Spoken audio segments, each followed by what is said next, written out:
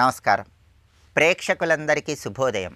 ఈనాటి శుభయోగం శీర్షికన బుధవారం సందర్భంగా గణపతి అనుగ్రహం కలగటానికి సంకటనాశక గణేష స్తోత్రాన్ని ఏ విధంగా పఠించాలో, సంకటనాశక గణేష స్తోత్రంలో ఉన్నటువంటి అంతరార్థం ఏంటో పరిశీలిద్దాం. ప్రధానంగా నారద పురాణంలో గణపతి సంపూర్ణమైన అనుగ్రహాన్ని సిద్ధింపజేసుకోవటానికి సంకటనాశక గణేష స్తోత్రాన్ని వివరించారు.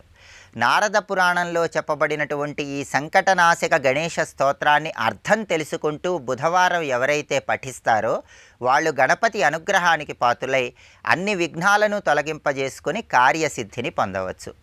ఈ సంకటనాశక గణేష స్తోత్రంలో గణపతిని మనం ఎలా ప్రార్థిస్తామంటే, ప్రణమ్య శిరసా దేవం గౌరీపుత్రం వినాయకం భక్తావాసాం స్మరే నిత్యం ఆయు కామార్థ సిద్ధయే అంటూ మొట్టమొదటి శ్లోకంలో గణపతిని మనం కీర్తిస్తాం. ఈ శ్లోకంలో ఉన్న అర్థాన్ని పరిశీలిస్తే, ప్రణమ్య శిరసాదేవం గౌరీపుత్రం వినాయకం, గౌరీదేవి కుమారుడైనటువంటి వినాయకుడికి శిరసు వంచి నమస్కారం చేస్తున్నాను. భక్తావాసాం స్మరే నిత్యం, భక్తుల హృదయాలలో నివాసముండేటటువంటి గణపతిని ఎల్లప్పుడూ స్మరిస్తున్నాను. ఆయు కామార్థ సిద్ధయే అంటే సంపూర్ణమైనటువంటి ఆయుష్ను, మనోభీష్టాలను గణపతి నెరవేర్చాలి, కలిగించాలి అని చెప్పటమే ఈ మొట్టమొదటి శ్లోకంలో ఉన్న అంతరార్థం. అలాగే ఈ సంకటనాశక గణేష స్తోత్రంలో గణపతికి సంబంధించి మొత్తం 12 నామాలు ఉంటాయి. ఈ 12 నామాలలో ఉన్నటువంటి విశ్లేషణ అంతరార్థాన్ని మనం పరిశీలిస్తూ దాన్ని అర్థం చేసుకుంటూ స్తోత్ర పఠనం చేస్తే గణపతి సంపూర్ణమైన అనుగ్రహం కలుగుతుంది. ఈ సంకటనాశక గణేష స్తోత్రంలో 2వ శ్లోకంలో ప్రథమం వక్రతుండంచ ఏకదంతం ద్వితీయకం తృతీయం కృష్ణపింగాక్షం గజవక్త్రం చతుర్థకం అంటూ గణపతిని మనం కీర్తిస్తాం. ప్రథమం వక్రతుండంచ అంటే గణపతి వంకరగా ఉన్నటువంటి తొండాన్ని కలిగి ఉన్నాడు అన్న అర్థంలో వక్రతుండ అంటూ గణపతిని మనం కీర్తిస్తాం. వంకరగా ఉన్న తొండాన్ని కలిగి ఉండటంలో ఉన్న అంతరార్థం ఏంటంటే, గణపతికి వంకరగా ఉన్న తొండం ఓంకార స్వరూపాన్ని తెలియజేస్తుంది. అంటే గణపతి ఓంకార పరబ్రహ్మస్వరూపుడని అర్థం. అలాగే గణపతి పనుల్లో వచ్చేటటువంటి వంకరలు, ఆటంకాలు తొలగింపజేస్తాడు కాబట్టి ఆయన్ని వక్రతుండ అంటూ మనం అందరం కీర్తిస్తాం. అలాగే ఏకదంతం ద్వితీయకం, గణపతికి ఒకే ఒక్క దంతం ఉంటుంది, అందుకే ఆయన్ని ఏకదంతుడు అని పిలుస్తారు. గణపతికి ఒకే ఒక్క దంతం ఎందుకుందో మనకు పురాణాలలో అనేక రకాలైన కథల్లో చెప్పారు. బ్రహ్మాండ పురాణం, బ్రహ్మవైవర్త పురాణం, పద్మ పురాణం, ఇలా ఒక్కొక్క పురాణంలో ఒక్కొక్క రకంగా చెప్పారు. కొన్ని పురాణాలలో తన సోదరుడైనటువంటి కార్తికేయుడితో యుద్ధం చేస్తున్నప్పుడు ఒక దంతం విరిగిందని, కొన్ని పురాణాల ప్రకారం బలరాముడితో యుద్ధం చేస్తున్నప్పుడు ఒక దంతం విరిగిందని, అలాగే కొన్ని పురాణాల ప్రకారం రాక్షస సంహారం చేస్తున్నప్పుడు ఒక దంతం విరిగిందని ఒక్కొక్క పురాణంలో ఒక్కొక్క రకంగా చెప్పారు.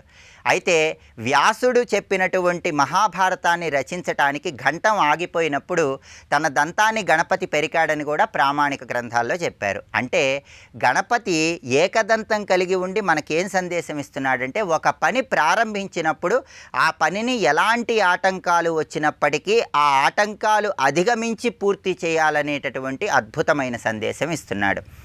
ఆయన ఏకదంతం ఇంకా ఏం సందేశం ఇస్తుందంటే, దంతం ఉన్నవైపు శివశక్తికి సంకేతం, దంతం లేని వైపు అమ్మవారి శక్తికి సంకేతం. అంటే శివశక్తుల సంయోగ శక్తి స్వరూపమే ఏకదంతంలో ఉన్నటువంటి అంతరార్థం. అలాగే తృతీయం కృష్ణపింగాక్షం గజవక్త్రం చతుర్థకం అంటూ కీర్తిస్తున్నాం. కృష్ణపింగాక్షం అంటే నీలం రంగులో ఉండి ఎర్రటి ప్రకాశాన్ని కలిగినటువంటి నేత్రాలు కలిగిన గణపతికి నమస్కారం అని అర్థం. అనంతమైన ఆకాశం నీలం రంగులో ఉంటుంది. ఆ అనంత చైతన్య శక్తికి సంకేతంగా తృతీయం కృష్ణపింగాక్షం అంటూ గణపతిని కీర్తిస్తున్నాం. గజవక్త్రం చతుర్థకం, గణపతికి గజవక్త్రం ఉంటుంది, అంటే ఏనుగు శిరస్సును కలిగి ఉన్నాడు. ఆ ఏనుగు శిరస్సులో ఉన్నటువంటి అంతరార్థం తెలుసుకుంటూ గణపతిని పూజించినట్లయితే గణపతి అనుగ్రహానికి ప్రతి ఒక్కరూ సులభంగా పాత్రులు కావచ్చు. రేపటి శుభయోగం శీర్షికన గురువారం సందర్భంగా భగవాన్ రమణ మహర్షి రచించిన ఉపదేశ సారంలో ఉన్న అంతరార్థం ఏంటో, అలాగే మార్గశిర గురువారం సందర్భంగా శ్రీ మహాలక్ష్మీదేవిని ఏ విధంగా పూజిస్తే సమస్త శుభాలను సిద్ధింపజేసుకోవచ్చో పరిశీలిద్దాం. నమస్కారం.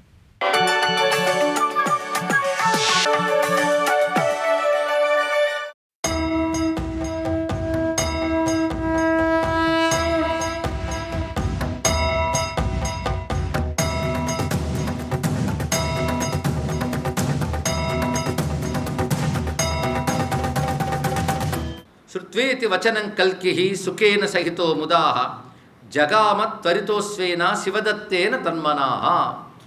వెంటనే కల్కి సుఖసహితంగా అశ్వారూఢుడి. ఏ అశ్వం అంటే శివదత్తేన అశ్వేన, శివుడిచ్చినటువంటి అశ్వము గారుడము ఆయన దేవదత్తం అనే అశ్వాన్ని అధిరోహించి ఆయన చేరుకున్నాడు సింహళ ద్వీపానికి. వెళ్ళినప్పుడు ముందు ఆ సింహళ ద్వీపంలో వివిధములైన పతాకములు తోరణములు అన్నీ చూస్తూ వెళుతూ ఒక అద్భుతమైన సరోవరం దగ్గర ఆగి, నేను ఈ సరోవరం దగ్గర ఉంటాను అన్నట్టు చిలకతో. ఆ మాటను అర్థం చేసుకుని సరోవరం వద్ద ఉన్న ఈయన వద్దకు తీసుకురావాలి పద్మావతి అన్న విషయాన్ని తెలుసుకుని అక్కడి నుంచి బయలుదేరింది చిలక పట్టణంలోకి. ఆ సరోవరం ఎంత అందంగా ఉందంటే అక్కడ స్నానం చేసి స్వామి ఆ ఒడ్డున విశ్రాంతి తీసుకుంటున్నాడు కల్కి భగవానుడు. పైగా ఆ సింహళ ద్వీపం రాజధాని నగరం కారుమతీపురము అని చెప్పబడుతున్నది. ఇక్కడ ఈ కారుమతీపురంలో ఆ సరస్సు వద్ద ఆయన ఉన్నాడు. అప్పుడు పద్మావతిని చేరి సుఖమ విషయానత్తని తెలియజేసింది. తత్సందేహసమిహ ప్రయాణమధున గత్వాస కీరోవదత్, కీరహ అవదత్. చిలక చెప్పినది, కల్కి సరోవరాభ్యాసే జలాహరణవర్త్మని స్వచ్ఛ స్ఫటిక సోపాని. ఆ సరోవరం ఎంత అందంగా ఉంది ఇక్కడ వర్ణిస్తున్నారు. స్ఫటిక సమానమైన స్వచ్ఛ సోపానములతో అది ప్రకాశిస్తున్నది. రమ్యమైనటువంటి ఉద్యానవనాల ప్రక్కనున్నాయి. సాద్వలములు అంటే పచ్చిక బయళ్ళు ఉన్నాయి. అలాంటి చోట ఆయన కూర్చునున్నాడు.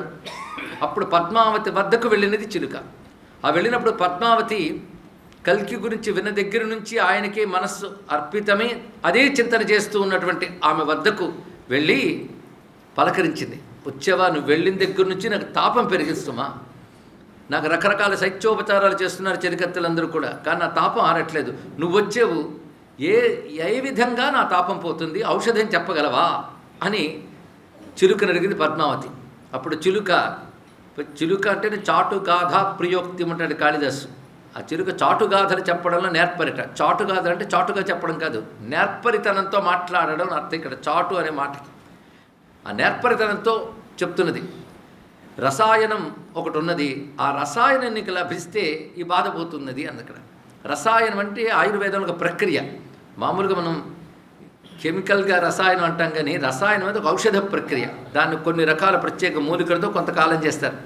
ఈ రసాయనం జరామరణాలను పోగొడుతుందంటారు. రామ రసాయన్ తుమరే పాస, ఆ ఉద్దేశంతోనే రసాయన అనే శబ్దం వాడారు అక్కడ తులసీదాస్. రసాయనం అనేటువంటి మాట ఆయుర్వేద పరిభాష. చిలుక చెప్తుంది, ఒక రసాయనం ఉన్నది అంటే ఆ రసాయనం నాకెక్కడ దొరుకుతుంది అంటే అంత తేలిగ్గా ఎవరికీ దొరకదులే అని కూడా చెప్తున్నది చిలుక. రసాయనం దుర్లభమే సులభంతే, అది అయితే నీకు అది సులభంగా లభిస్తుంది సుమా. ఎందుకంటే శివాశ్రమం ఒక ఆశ్రమం ఉంది, అక్కడ రసాయనం ఉంది. ఎక్కడా దొరకని రసాయనం ఉంది. అదేంటంటే సరస్సు తీరంలో ఉన్న వనం పేరు శివాశ్రమం. అక్కడున్నది ఆ రసాయనం. అక్కడికి వెళదాం పదా అనగానే ఒక్కసారి అవునా అంటే నీ భాగ్యవశాత్తు రసాయనం అక్కడికి వచ్చి ఉన్నది, నువ్వు రావాలి అనగానే అప్పటికప్పుడు పల్లకీలో బయలుదేరుతున్నది పద్మావతి. ఎలాంటి పల్లకీలో బయలుదేరుతున్నదంటే ఆమె చెలికత్తులు 8 మంది ఉన్నారు.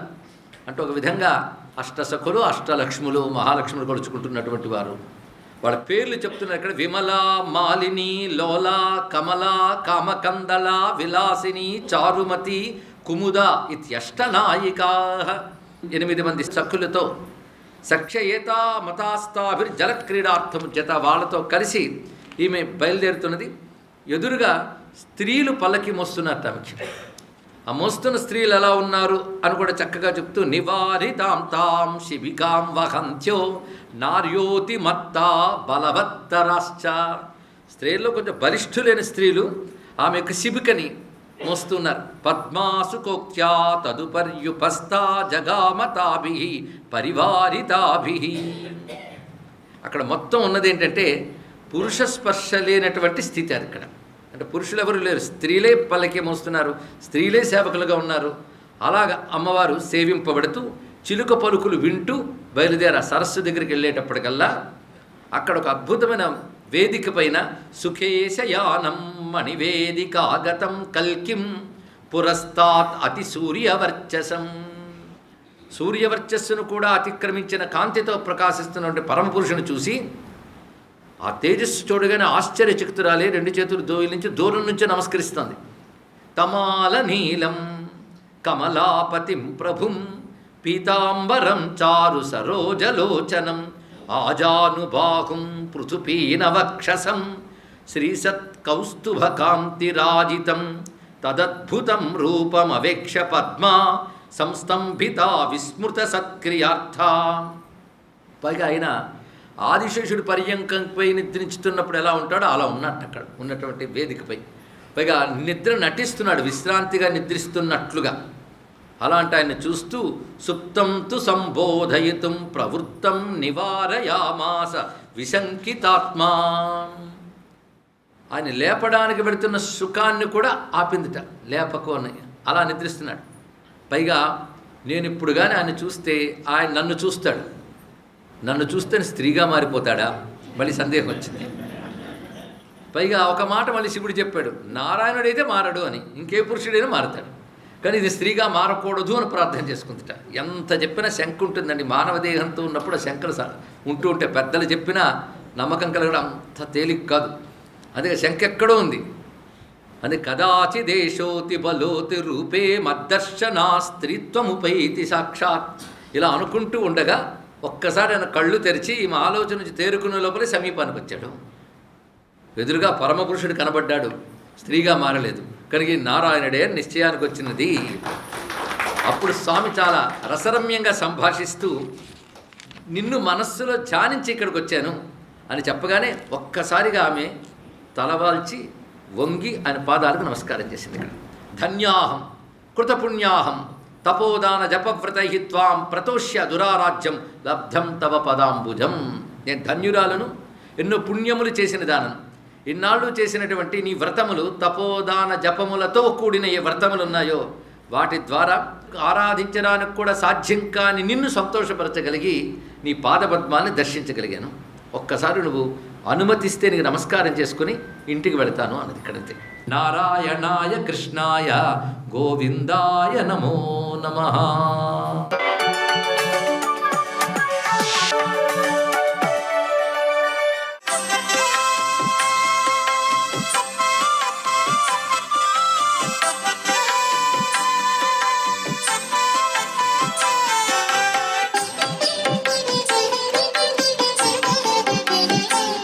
ఓం నమో నారాయణాయ, ఓం నమశివాయ, శ్రీమాత్రే నమః, శ్రీ మహాలక్ష్మీ నమః.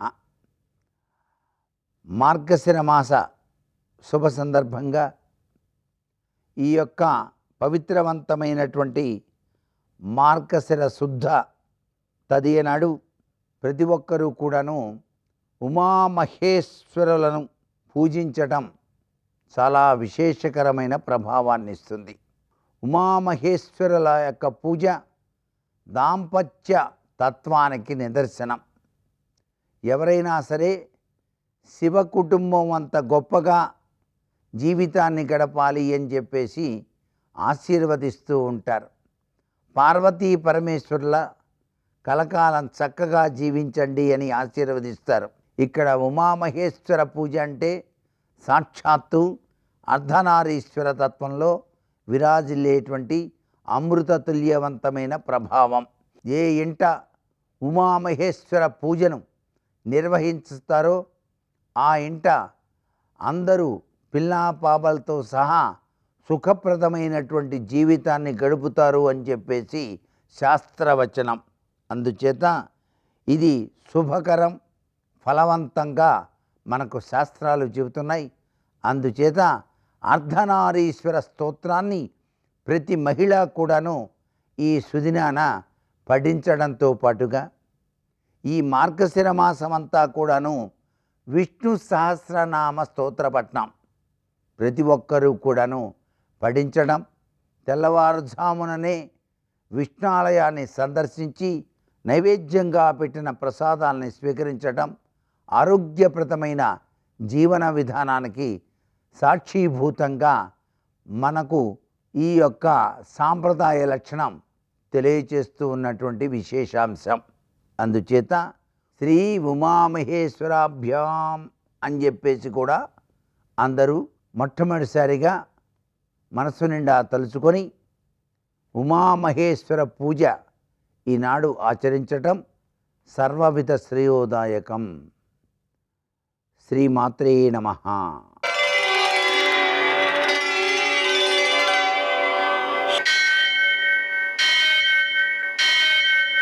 सहस्रशीर्षं देवं विश्वाक्षं विश्वशम्भुवं विश्वं नारायणं देवमक्षरं परमं पदं विश्वतः परमां नित्यं विश्वन्नारायणगुं हरिं विश्वमेवेदं पुरुषस्तद्विश्वमुपजीवति पतिं विश्वस्यात्मेश्वरगुं शाश्वतगुं शिवमच्युतं नारायणं महाज्ञेयं विश्वात्मानं परायणम्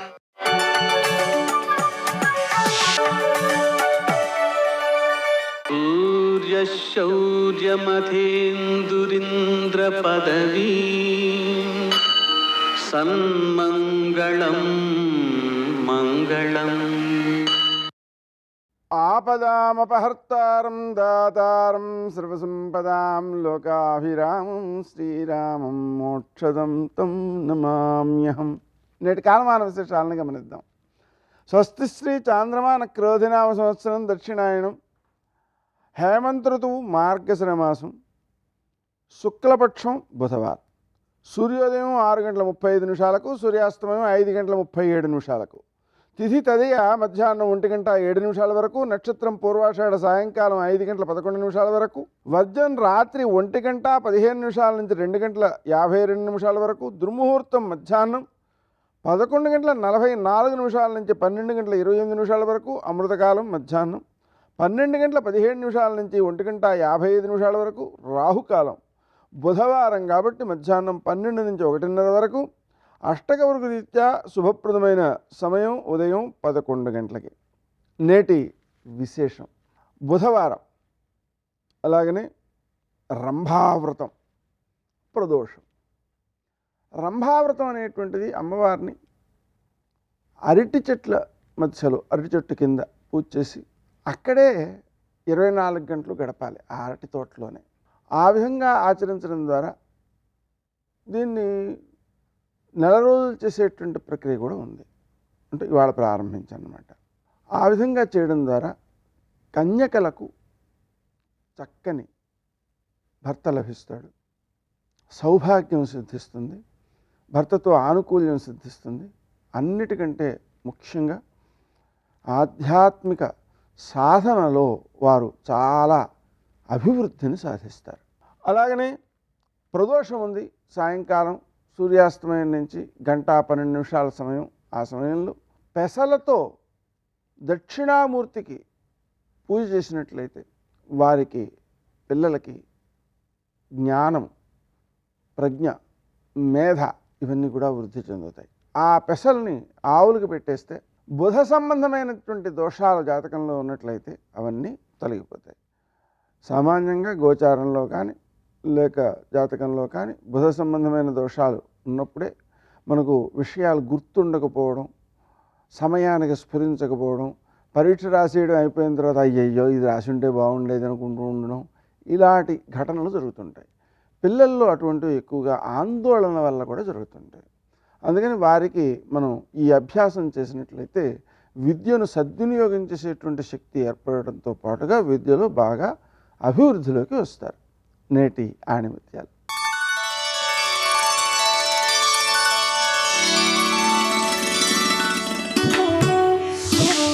విజేతగా నిలవాలంటే ఎవరినూ ఓడించడం కాదు, నిన్ను నువ్వు గెలవాలి.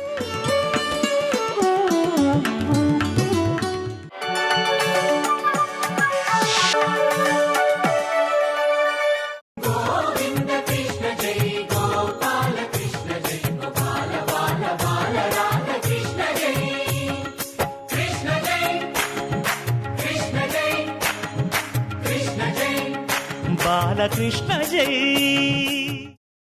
ఈ శరీరములో ఉండేటటువంటి సూక్ష్మ శరీరమైనటువంటి పంచేంద్రియములు, మనస్సు ఏదో ఒక రంధ్రాన్ని వెతుక్కుని ఆయుర్దాయం అయిపోయిన తరువాత ఈ శరీరాన్ని విడిచిపెట్టేసి వేరొక శరీరంలోకి ప్రవేశించేటటువంటి ప్రక్రియ అలా ఉంటుంది.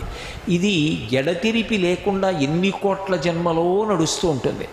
అలా ఇక సంసార చక్రమునందు తిరగకుండా ఉండాలనేటటువంటి అనురక్తి ఎక్కడో ఎన్ని కోట్ల జన్మల తర్వాతో అంకురిస్తే అటువంటి వారు నైమిషారణ్య ప్రవేశానికి ఈశ్వరానుగ్రహం చేత అర్హత పొంది ఉంటారు తప్ప అంత తేలికగా నైమిషారణ్యంలోకి ప్రవేశించడం సాధ్యమయ్యేటటువంటి విషయం కాదు.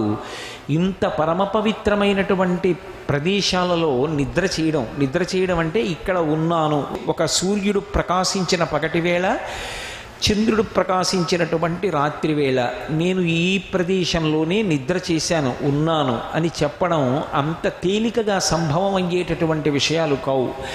అటువంటి నైమిషారణ్య ప్రాంగణంలోకి ప్రవేశించడము అంటే సంసారం అనేటటువంటి చట్రము యొక్క ఇరుసు విరిగిపోతుంది. కాబట్టి ఇక సంసారము ప్రవర్తించదు.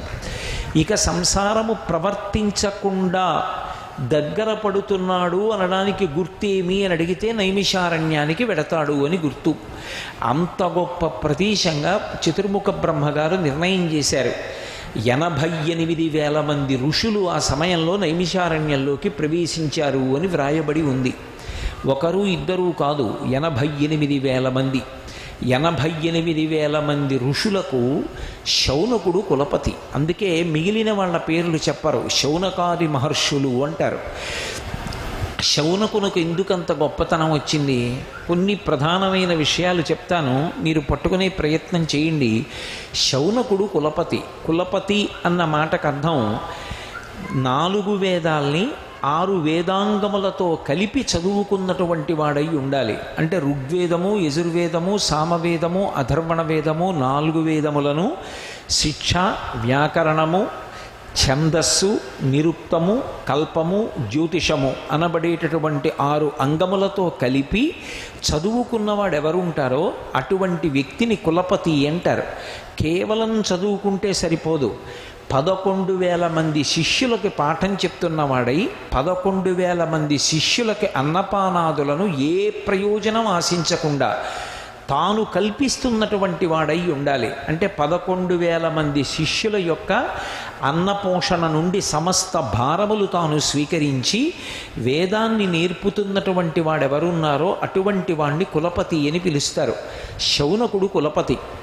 తన యొక్క శిష్యులతో ఈ నైమిషారణ్య ప్రాంగణంలో కుటీరములు నిర్మాణం చేసుకుని నిరంతరం భగవత్కార్యాలని నిర్వర్తిస్తూ ఉండేవాడు.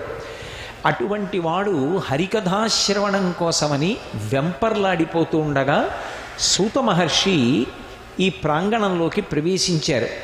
సూతుడు అంటే మహాభారతంలో మీరు విని ఉంటారు, వృత్తి చేత కూడా సూతుడు అంటారు. రథాన్ని నడిపేటటువంటి వాడికి సూతుడు అని పేరు. కానీ సూత మహర్షి వృత్తి చేత చెప్పబడిన సూతుడు కాడు. సూత అగ్నిసంభవ. ఆయన ద్రౌపదీదేవి మొదలైనటువంటి వాళ్ళు ఎలా కారణజన్ములై వచ్చారో అలా అగ్నికుండంలోంచి ఉత్పన్నమయ్యాడు. ఆ సూత మహర్షికి భగవత్ సంబంధమైనటువంటి సమస్త విషయములు వ్యాస మహర్షి యొక్క అనుగ్రహం చేత కరతలామలకములు. వ్యాసకృతమైనటువంటి పురాణములన్నీ తెలిసున్నవాడు. ఏ కాలమునందు ఎక్కడ ఏది మాట్లాడాలో బాగా తెలిసున్నవాడు. ఎప్పుడు ఏది మాట్లాడకూడదో తెలిసున్నవాడు. వేదమునందు ప్రమాణ బుద్ధి లేనటువంటి వాడి దగ్గర తత్సంబంధమైనటువంటి విషయాన్ని ప్రస్తావించకూడదు, మాట్లాడకూడదు. అందుకే ఎక్కడ మాట్లాడాలో అక్కడే మాట్లాడేటటువంటి వాడు, ఎక్కడ మాట్లాడకూడదో అక్కడ మాట్లాడకుండా కూర్చోగలిగినటువంటి వాడు సూతుడు. అది గురువుల యొక్క అనుగ్రహం చేత తప్ప అన్యథా వచ్చేటటువంటిది కాదు అని భాగవతంలోనే ఉంది. సర్వం శ్రీ ఉమామహేశ్వర పరబ్రహ్మార్పణమస్తు. స్వస్తి.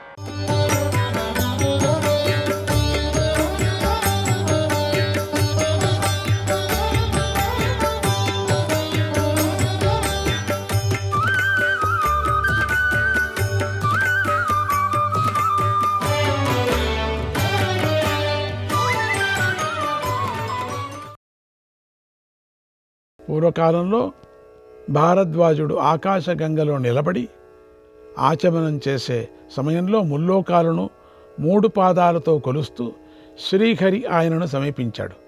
అప్పుడు నీటితో కూడిన తన చేతితో వామనమూర్తిని కొట్టాడు.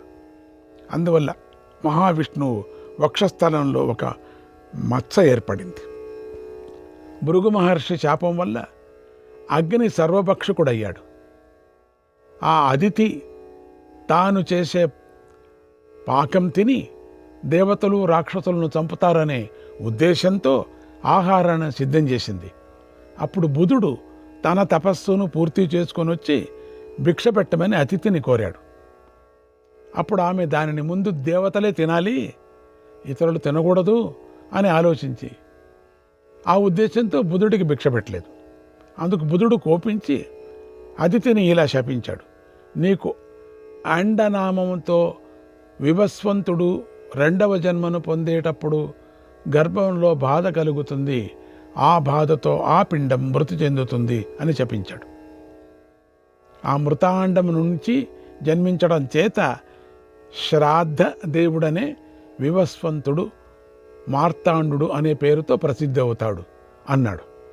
తర్వాత దక్షుడు తాను కన్న 60 మంది పుత్రికల్లో కశ్యపుడికి 13 ధర్మదేవుడికి 10 మందిని, 10 మందిని మనువునుకు, 27 మందిని చంద్రుడికి ఇచ్చి వివాహం చేశాడు. ఈ 27 నక్షత్ర నామంతో ప్రసిద్ధికెక్కారు. వారంతా సమాన సౌందర్యవతులు. కానీ చంద్రుడు రోహిణి మీదే ప్రేమను పెంచుకున్నాడు. అందుకు మిగిలిన భార్యలు బాధపడి తండ్రి వద్దకు వెళ్ళి ఇలా అన్నారు, ఓ తండ్రి, మేమందరము సమాన ప్రభావం కలవారం, అయినా చంద్రుడు రోహిణి మీదే ఎక్కువ ప్రేమ చూపిస్తున్నాడు అన్నారు. అది విని దక్షుడు కోపించాడు. చంద్రుడికి క్షయవాది కలుగుగాక, క్షయవ్యాధి అని శపించాడు. ఆ దక్షశాపం వల్ల చంద్రుడికి క్షీభి వ్యాధి సంక్రమించింది. అప్పుడు చంద్రుడు దక్షుడి వద్దకు వెళ్ళి కోపానికి గల కారణం గురించి అడిగాడు. అప్పుడు దక్షుడు ఇలా అన్నాడు, ఓ చంద్ర, నువ్వు భార్యలందరినీ సమానంగా చూడటం లేదు, వారిని సమానంగా ఆదరించటం లేదు, అందుకే నీకు ఈ శిక్ష అన్నాడు. తర్వాత ఇతర ఋషులు చంద్రుడితో ఇలా అన్నారు, ఓ చంద్ర, నువ్వు క్షయవ్యాధితో చిక్కిపోతున్నావు, కనుక పడమటి దిక్కున సముద్రపు ఒడ్డున ఉన్న హిరణ్య తీర్థంలో స్నానం చెయ్యి అన్నారు. అప్పుడు చంద్రుడు వారు చెప్పినట్లుగానే హిరణ్య తీర్థానికి వెళ్ళి అక్కడ స్నానం చేశాడు. అందువల్ల ఆయన పాపం తొలగిపోయింది. ఆ తీర్థంలో ఆయన దివ్య ప్రభావం కలవాడయ్యాడు. అందువల్ల అప్పటి నుంచి ఆ ప్రదేశం ప్రపాస తీర్థం అనే పేరుతో ప్రసిద్ధమైంది కురుక్షేత్రం దగ్గర.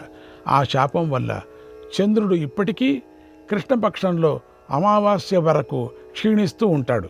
ఇప్పటికి కూడా క్షయవ్యాధితో పూర్తూ ఉంటాడు. శుక్లపక్షంలో పూర్ణమగ దాకా వృద్ధి చెందుతూ ఉంటాడు. ఆయన గుండ్రని స్వరూపం మేఘశ్యామం రేఖతో కప్పుకొన్నట్లు కనిపిస్తుంది. ఆయన శరీరంలో కుందేలు వంటి ఆకారం మేఘంలాగా శ్యామవర్ణంతో ఉంది. అది స్పష్టంగా కనిపిస్తూ ఉంటుంది. పూర్వకాలంలో మేరు పర్వతానికి ఈశాన్య దిక్కున స్థూలశరుడు అనే మహర్షి నివసిస్తూ ఉండేవాడు. అక్కడే ఆయన మహా తపస్సు చేశాడు. ఆయన తపస్సు చేసే సమయంలో నానా విధాల సుగంధ వాయువు వీచింది. ఆ వాయు స్పర్శ ఆయన శరీరానికి తగిలింది. ఆ తపస్సుతో వేడెక్కిన ఆయన ఆ సుగంధ వాయువునకు చాలా సంతోషించాడు. అందుకు అక్కడి వృక్షాలు వెంటనే పూలతో సుందరంగా కనిపించాయి. అందుకు ఆయనకు కోపం వచ్చింది. తన తపస్సుకు విఘ్నం కలుగుతుందని గ్రహించాడు. వీరు అన్ని వేళలా పూయకుండా ఉండెదురుగాక అని శపించాడు. ఒకప్పుడు శ్రీమన్నారాయణుడు లోకహితం కోసం బడబాముఖుడు అనేటువంటి మహర్షి అయ్యాడు. ఒకనాడు ఆయన మేరు పర్వతం మీద తపస్సు చేస్తున్న సమయంలో సముద్రాన్ని తన వద్దకు పిలిచాడు. కానీ సముద్రం అక్కడికి రాలేదు. అందువల్ల బడబాముఖ మహర్షి కోపించాడు. తన శరీరం యొక్క వేడితో సముద్రాన్ని కదలకుండా చేశాడు. ఆ నీటిని స్వేద ప్రవాహంలాగా చేశాడు. ఆ నీరు ఉప్పు నీరు చేశాడు. సముద్రం ఉప్పుగా ఉండటానికి ఇదే కారణం. ఓ సముద్ర, నీ జలం త్రాగరానిది అవుతుంది. అయితే నీ నీరును బడబాముఖం నిరంతరం త్రాగుతున్నప్పుడు మాత్రం తీయగా ఉంటుంది. ఎట్లను చూడండి, నిరంతరము తాగుతుంటే తీయగా అయిపోతుందట. బడబాముఖం నిరంతరం, అది తాగుతున్నప్పుడు మాత్రం తీయగా అవుతుంది అన్నాడు. ఇది ఇప్పటికీ కనిపిస్తూ ఉంటుంది. బడబాముఖం అనేటువంటి అగ్ని సముద్రంలో ఉండి అక్కడికి వెళ్ళి మనం ఆ నీళ్లు నింపుకుంటే మనం కూడా తీయగా నీళ్లు తాగొచ్చు. ఆ బడబాగ్ని లేస్తుంది సముద్రం మధ్యలో. ఆ బడబాగ్ని చాలా విచిత్రంగా ఉంటుంది. బడబాముఖం అనేటువంటి అగ్ని సముద్రంలో ఉండి సముద్ర జలాన్ని త్రాగుతూ ఉంటుంది. హిమవంతుని పుత్రిక అయినటువంటి ఉమాదేవి కన్యగా ఉన్నప్పుడు రుద్రుడు ఆమెను పెళ్లి చేసుకోవాలనుకున్నాడు. ఆ సమయంలో భృగు మహర్షి హిమవంతుడి వద్దకు వచ్చి నీ కూతురును నాకు ఇవ్వు అని అడిగాడు. డైరెక్ట్గానే అడిగాడు, ఎవరు మీడియేటర్స్ లేకుండా. అప్పుడు హిమవంతుడు ఈ కన్యకు రుద్రుడే భర్తగా నిర్ణయించడం జరిగింది అన్నాడు. అప్పుడు భృగువు ఇలా అన్నాడు, ఓ హిమవంత, నేను కన్యను పొందాలని వస్తే నువ్వు నన్ను లక్ష్య పెట్టలేదు కదా, కనుక నువ్వు రత్న భాండాగారం కాకుండా ఉంటావు అని శపించాడు. అందుకే హిమోత్పర్వతం వద్ద రత్నాలు దొరకవు అన్నాడు కృష్ణుడు. కృష్ణుడు మళ్ళీ ఇలా అంటున్నాడు, అర్జున, సూర్యచంద్రులు నా కన్నులు, వారి కిరణాలను కేశాలని పిలుస్తూ ఉంటారు. సూర్యుడు వేడిమిని, చంద్రుడు ఆనందాన్ని కలిగిస్తూ ఎవరికి వారు ఉదయిస్తూ ఉంటారు. ఇప్పుడు నీకు నా నామాల ఉత్పత్తిని చెబుతాను, ఏకాగ్రమైన మనస్సుతో విను. జగత్తుకు బోధను తాపాన్ని ఇవ్వటం వల్ల చంద్ర సూర్యుడు ఆనందాన్ని ఇస్తున్నారు. పాండుకుమార, అగ్ని సోములు చేసే ఈ పనుల వల్ల ఈశ్వరుడవైన నన్ను ఋషికేశుడును అని అంటారు. జగత్తుకు ఆనందాన్ని ప్రసాదించటం చేత అగ్ని సోములైన సూర్యచంద్రులను ఋషి అంటారు. వారే భగవంతుడి కేశాలు అంటే కిరణాలని అర్థం. కాబట్టి ఋషికేశుడు అనేది భగవన్నామం. యజ్ఞాలలో ఇలోహూత సహదివ మొదలైన మంత్రాలతో ఆవాహనం చేయగా నా భాగాన్ని నేను స్వీకరిస్తాను. నా శరీర వర్ణం కూడా హరిత శ్యామ వర్ణం కాబట్టి నన్ను హరి అని పిలుస్తారు. ప్రాణసారం పేరు ధామం. ఋతం అంటే సత్యం అని విద్వాంసులు పరిశీలించి చెప్పారు. ఇందువల్ల విప్రులు నాకు ఆ సమయంలోనే ఋతధామ పెట్టారు. పూర్వం భూమి అదృశ్యమై రసాతలానికి వెళ్ళిపోయింది. నేను ఆ భూమిని వరాహ రూపాన్ని ధరించి భరించాను. కనుక దేవతలు నన్ను గోవింద గోవింద గోవింద గోవిందనామంతో స్తుతించారు. భూమిని లభింపజేశారు కనుక గోవిందుడని అయ్యాను. రోమాలు లేని ప్రాణిని శిపి అంటారు. విష్ట అంటే వ్యాపకం అని అర్థం. నేను నిరాకార రూపంలో సమస్త జగత్తును వ్యాపించి ఉన్నాను. కాబట్టి నన్ను శిపి విష్ణుడు అంటారు. నఖిజాతో నజాయేయం నఖిజాతో నజాయేయం నజన్యిష్యే కదాచన నజనిష్యే కదాచన క్షేత్రజ్ఞక సర్వభూతానాం క్షేత్రజ్ఞక సర్వభూతానాం తస్మాదక మజక స్మృతక తస్మాదక మజక స్మృతక స్మృతక. ఇంతకుముందు ఎప్పుడూ నేను పుట్టలేదు, ఇప్పుడు పుట్టడం లేదు, ఇక ముందు జన్మించను. సమస్త ప్రాణుల శరీరాల్లో నేను క్షేత్రజ్ఞుడే ఆత్మను. కనుక నా పేరు అజుడు. నేను ఎప్పుడూ తక్కువ రకం మాటలను, అశ్లీలంగా ఉన్న మాటలను పలకలేదు. సత్యస్వరూపులారు బ్రహ్మసుత అయినటువంటి సరస్వతి నా వాక్కు అయ్యింది. నేను సత్తును అసత్తును నాలోనే ఉంచుకున్నారు. కనుక నా నాభి కమల గృహంలో బ్రహ్మలోకంలో ఉండే ఋషులు నన్ను సత్యం అని కీర్తిస్తారు. ధనంజయ, పూర్వం ఎప్పుడూ కూడా నేను సత్వం నుండి చితుడని కాలేదు. నా నుంచే సత్వం పుట్టింది. చాలా పురాతనమైన నా సత్వం ఈ అవతారాల కాలంలో కూడా ఉంది. సత్వం వల్ల నేను పాపం లేనివాడను అవుతున్నాను, ఎలాంటి కర్మయందు ఆసక్తి లేనివాడను అవుతున్నాను. భగవంతుడి వల్ల లభించిన పురుషుల సాత్వత జ్ఞానం, పంచరాత్రము మొదలైన వైష్ణవ తంత్రాల వల్ల నా స్వరూప జ్ఞానం కలుగుతుంది.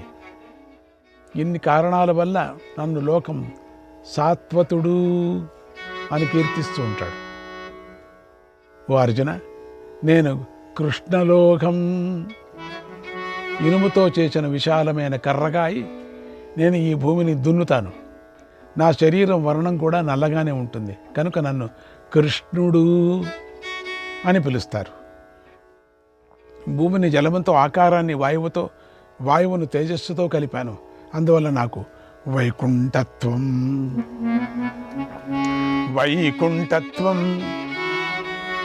కలిగింది. పరమశాంతిమయ బ్రహ్మమే పరమధర్మం. పరమశాంతిమయ బ్రహ్మమే పరమధర్మం. నేను ఎప్పుడూ దాని నుంచి జారలేదు, చ్యుతుడు కాలేదు కనుక నన్ను అచ్యుతుడు అంటారు. అతః అంటే అర్థం పృథివీ, అక్షం అంటే ఆకాశం, జ అంటే ఈ రెండిటినీ ధరించేవాడు. పృథివీ ఆకాశం అనే రెండు సర్వతోముఖాలు 4 వైపులు ఉన్నాయి అని ప్రసిద్ధాలు. వాటిని రెంటిని సులువుగా ధరించటం వల్ల జనులు నన్ను అధోక్షజుడు అంటారు.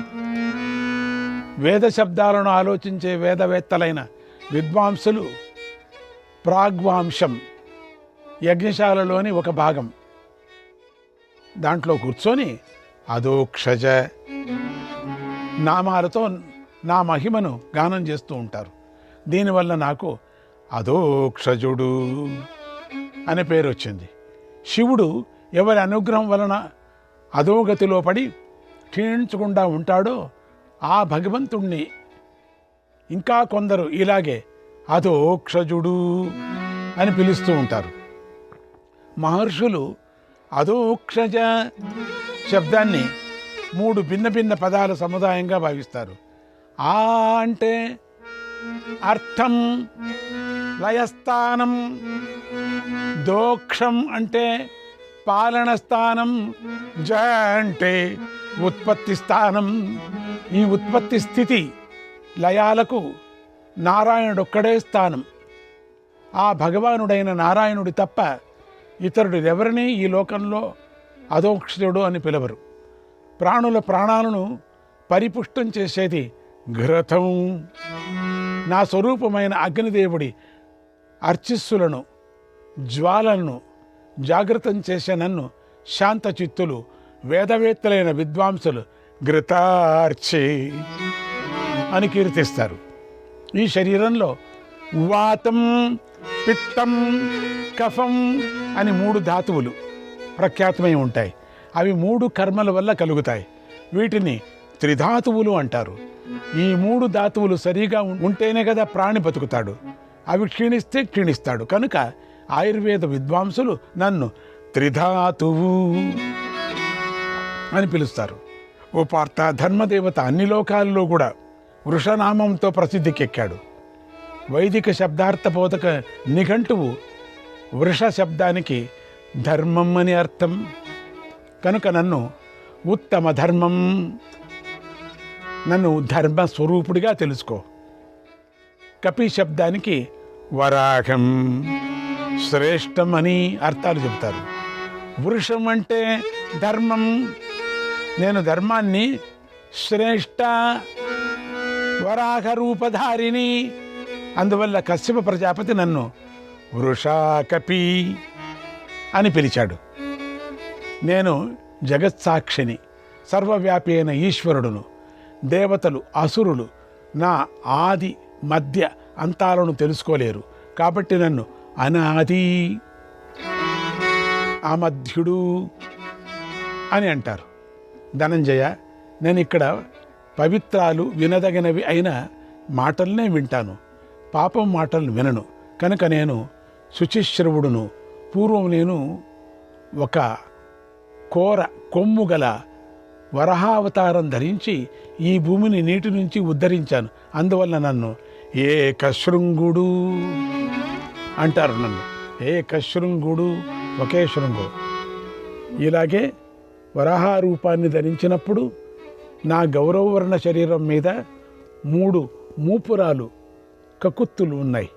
కాబట్టి నేను త్రికకుత్ అనే పేరుతో ప్రసిద్ధికెక్కాను. కపిల మహర్షి ధరించిన సాంఖ్యాశాస్త్రాన్ని అధ్యయనం చేసిన వారు విరించ అని చెప్పారు. విరించ విరించ అంటే సర్వలోక సృష్టికర్త అని అర్థం. నేనే ఆ విరించనుడును.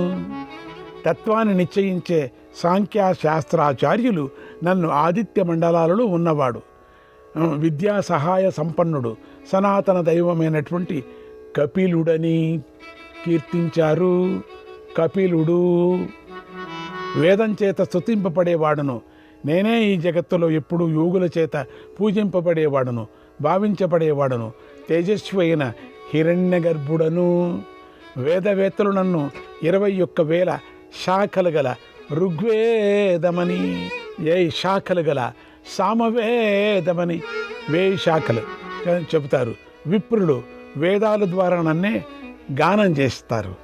అథర్వ వేదవేత్త అయినట్టు విప్రులు కృత్యులు, ఆభిచారిక ప్రయోగాలు గల పంచకల్పాత్మకమైన అథర్వవేదంగా నన్ను భావిస్తారు.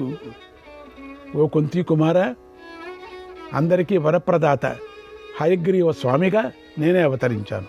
నాకు ఉత్తర భాగంలోని వేదమంత్రాల క్రమ విభాగం, అక్షర విభాగం తెలుసు.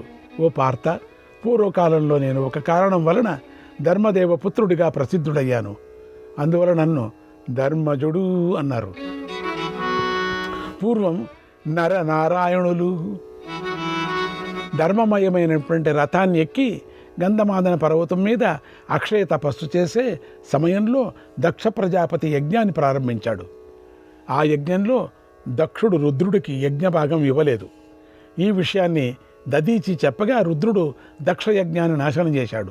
రుద్రుడు కోపంతో త్రిశూలాన్ని ఎన్నోసార్లు ప్రయోగించాడు. ఆ త్రిశూలం దక్షుడి విశాలమైన యజ్ఞాన్ని భస్మం చేసి వేగంగా బద్రికాశ్రమంలో ఉన్నటువంటి నరనారాయణులమైన మా వద్దకు వచ్చింది.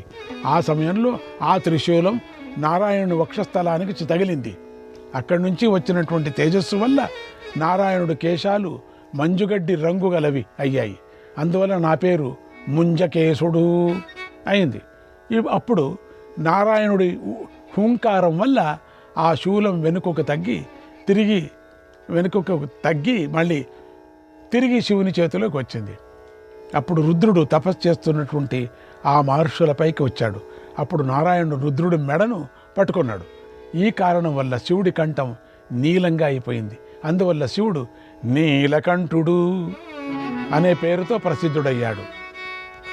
అప్పుడు రుద్రుడిని నాశనం చేయాలని నరుడు ఒక దర్భపోచను, రెల్లుపులను తీసి మంత్రంతో అభిమంత్రించి ప్రయోగించాడు. అది ఒక గొప్ప పరశువుగా మారిపోయింది. దాన్ని రుద్రుడు ముక్కలు ముక్కలు చేశాడు ఆ పరశువుని. అందువల్ల నేను ఖండ పరశువు అయ్యాను అన్నాడు. అప్పుడు అర్జునుడు ఇలా అన్నాడు, ఓ కృష్ణ, ముల్లోకాలకు ఉపసంహరించే ఆ యుద్ధంలో రుద్రనారాయణులతో ఎవరు జయాన్ని పొందారు అని అడిగాడు. భగవంతుడు ఇలా చెప్పాడు, ఓ అర్జున, రుద్రనారాయణులు యుద్ధం చేసుకున్నప్పుడు సర్వలోకాలలోని సమస్త ప్రాణులు కలత చెందాయి. అగ్నిదేవుడు యజ్ఞాలలో యథావిధిగా హోమం చేసిన పవిత్రమైన హవ్యస్సును గ్రహించలేకపోయాడు. పవిత్ర హృదయులైనటువంటి మహర్షులకు వేదాలు స్ఫురించలేదు.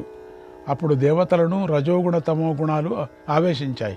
భూమి కంపించింది, ఆకాశం చలించింది, గ్రహ నక్షత్రాదులైనటువంటి తేజస్సులన్నీ కాంతిని కోల్పోయాయి. బ్రహ్మదేవుడు పద్మాసనం నుంచి పడిపోయాడు. సముద్రం ఎండిపోసాగింది, హిమత్పర్వతం చీలిపోసాగింది. ఓ పాండుకుమార, ఇలా అన్ని అపశకునాలు కలిగాయి. అప్పుడు బ్రహ్మదేవుడు దేవతలు మహర్షులతో కలిసి యుద్ధం జరిగే చోటుకి త్వరగా వచ్చాడు. శ్రీకృష్ణాయ పరమాత్మనే నమః.